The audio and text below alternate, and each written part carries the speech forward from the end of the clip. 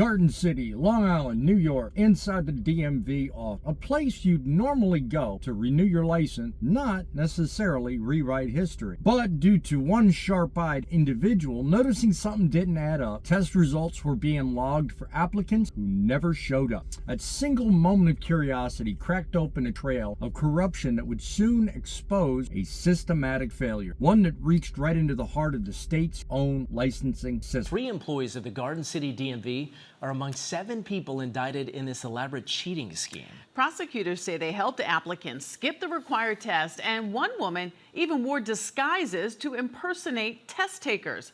All 7 are now facing felony charges. There is a lot going on in this investigation. Bypassing that safeguard is far from a harmless shortcut. It is a dangerous threat to public safety. You can see Jamie in surveillance pictures wearing different disguises, even fake facial hair, as she posed as a man who would be applying for a commercial driving permit. But she forgot to take off her fake nails. I think it's pretty poor. The fingernails kind of gave it away. Prosecutors say the defendants charged as much as $3,000 per permit test, 2 of them working these counters so they could wave the phony test taker through. That is very disgusting. It's not safe, so it shouldn't be allowed. I understand why someone might do it.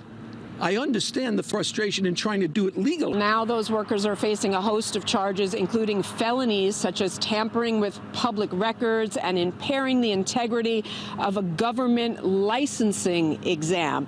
One has to wonder how a lot of people that didn't deserve the license got one anyway.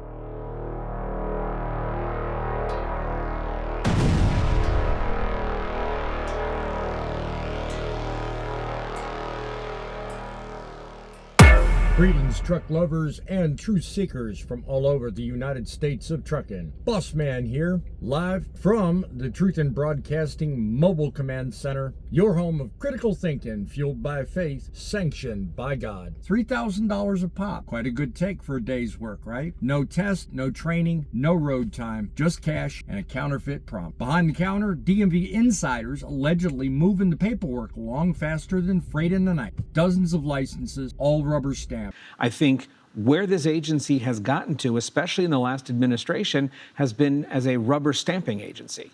That is contrary to the law, contrary to congressional intent, and we're moving away from that.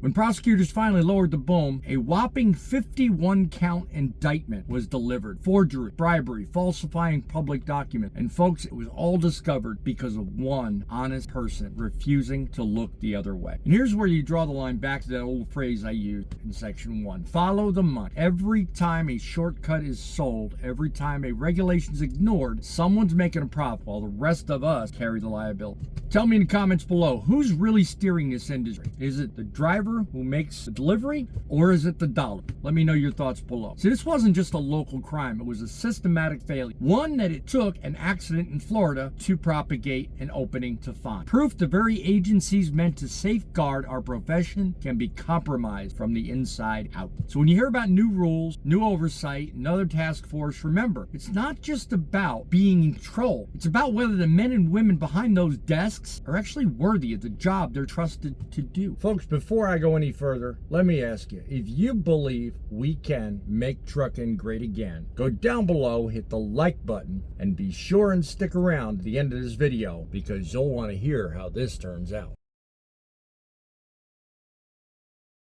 August 12th, a day that changed how things are done in DMV offices across the country. That accident down in Orlando, Florida, changed the course of history. DMV offices were being audited from that day forward for a lot of things, and one of the things that turned up in a New York office recently put the system upside down. Suddenly, everyone's demanding reform. The ATA, the OIDA, safety advocates, lawmakers, you name it. Everybody's looking for answers. One such answer came out of Garden City, Long Island. Just as the pressure's building up for change, boom, this story hits the wires and DMV employees are indicted. Cash was changing hands and fake licenses were being flooded out like nobody's business. 51-count indictment, and now suddenly one question beams everybody's mind. When CDLs start trading hands like poker chips, who's really behind the wheel? Is it the driver or is it the dollar? Let me know in the comments below what you think the answer to that question is. Like always, we need to follow the money, because this isn't just a scandal. This is a symptom to a larger problem, and we're going to dig into this disease and make you aware of what's really going on. You're listening to the collaborative think tank for advanced trucking journalism. I'm Boss Man. I'm glad you're with me. Stay tuned. Florida was a wake-up call, a crash that shook the public to its core.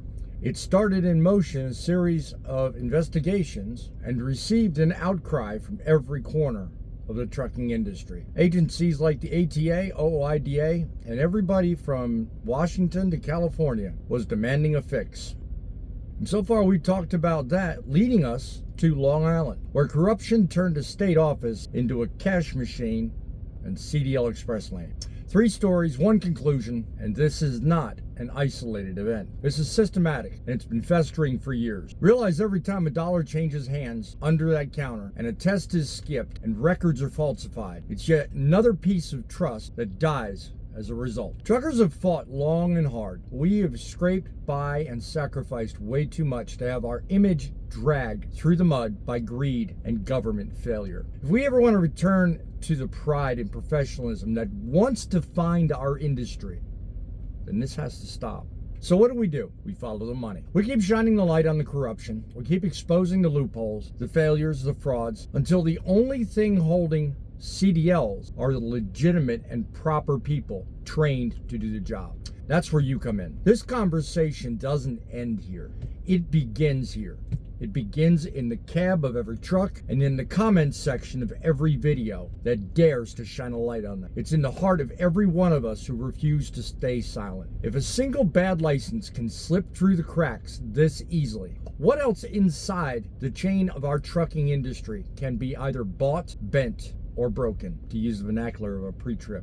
Comment down below. What else is at stake here? This is why independent media and channels like mine are so vital. You out there watching this are vital too, because when mainstream outlets look the other way and corporate media don't have time for this, we here at Truckin' City do. We're right here putting a spotlight where it makes the most difference. Together, we're not just reporting the news, we're reshaping it, and we're talking about it and helping it define what tomorrow looks like. Together, we're not just making a difference, we're making trucking great again. So drop your thoughts below, go down below and like this video and share this with every driver out there who thinks doing it right is better than doing nothing at all. And remember, silence is our enemy, and together we can make truth a weapon. I'm Boss Man, back in the seat here at the Truckin Broadcasting Mobile Command Center, reminding you it's trucks that make the delivery, but it's you